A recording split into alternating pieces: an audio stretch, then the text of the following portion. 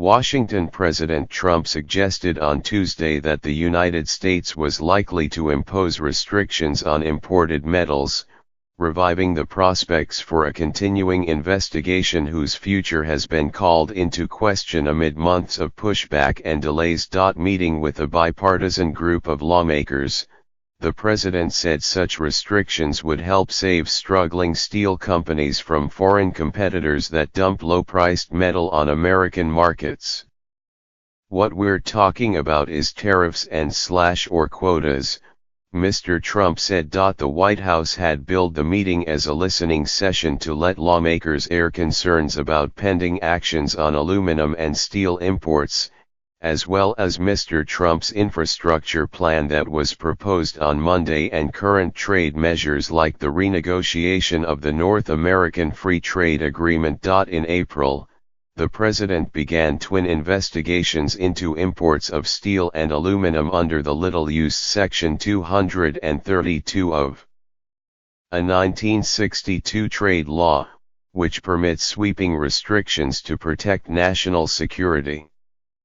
Supporters of the action say American metal makers badly need the assistance to survive and continue producing planes, armored vehicles, and other products for the military. But the measure also has plenty of critics, who fear that such restrictions amount to a protectionist grab by metal makers and will raise prices for steel and aluminum. They argue that because the metals are widely used to make other products, other industries including automobile manufacturers and food packagers would suffer. That pushback, which has garnered the sympathy of many pro-trade Republicans, appears to have turned a trade action that the White House initially viewed as relatively straightforward into a more extended affair. In speeches in May and June, Trump administration officials implied that action on steel would soon be forthcoming. But in the months that followed, little information emerged about the investigations. In September, the Commerce Secretary Wilbur L. Ross Jr. said that a decision on the steel measure would be delayed until after Congress approved a new tax law, because the administration did not want to unnecessarily irritate lawmakers. The Commerce Department formally submitted the results of its investigations into steel and aluminum imports to the White House in January. The president now faces a deadline of April 11 for a decision on the steel case, and a deadline of April 20 for a similar decision on aluminum. Republican and Democratic lawmakers who gathered at the White House on Tuesday are generally split along party lines on the restrictions. Most Democrats voiced support for the president's action on metals, and Republicans, with the exception of Senator Rob Portman of Ohio, urged caution. Representative Jackie Walorski, Republican of Indiana, warned that price increases could affect the recreational vehicles made in her district. Senator Gary Peters, Democrat of Michigan, noted that the auto parts industry relied on inexpensive metals.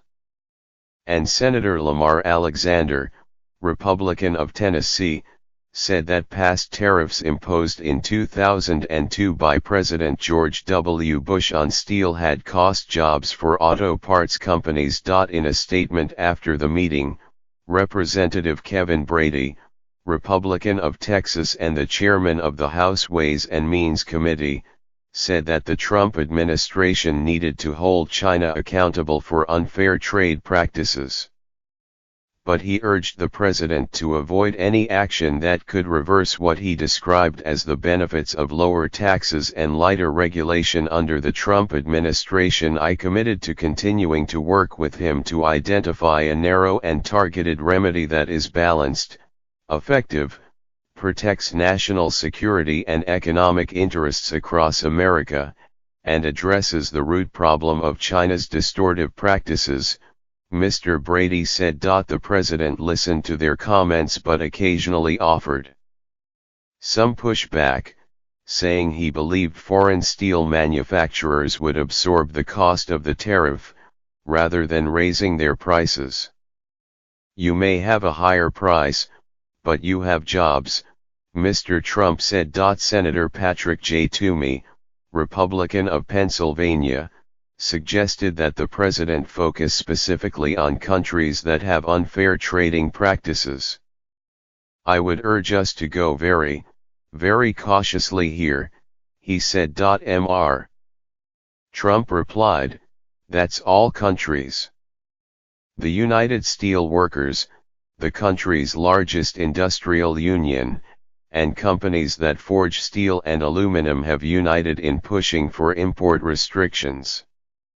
But they have faced opposition from a broad array of industries that argue tariffs could hurt their ability to compete and cost more jobs than they would save. On Monday, a collection of 15 trade associations representing more than 30,000 businesses that use steel to make products warned the White House in a letter that such restrictions could undermine their ability to manufacture goods in the United States. The associations said that their member companies employed more than 1 million Americans, compared with just 80,000 jobs in basic steel production. Restrictions on basic steel imports will actually adversely impact national security, the economy, and the steel industry itself, because it will undermine our competitiveness and limit our ability to make value-added products here, the letter read. The president received more support from the Democrats at the meeting.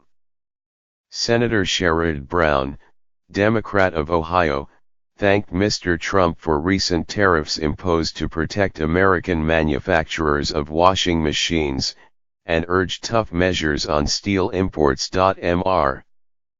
Brown said he was hopeful that the administration's renegotiation of NAFTA would succeed, noting that if it was written in a way that supports workers, we can deliver Democrat support. Senator Ron Wyden, Democrat of Oregon, urged the president to include Buy America provisions in his infrastructure plan, and asked the administration to publicly release reports that the Commerce Department had submitted last month to the White House. We've got to have a chance to see the analysis done by the secretary in order to make thoughtful recommendations, Mr. Wyden said in an interview. Despite Mr. Trump's support for the steel measure, he gave no indication of potential timing. Mr. Wyden added, I didn't feel that a decision had been made.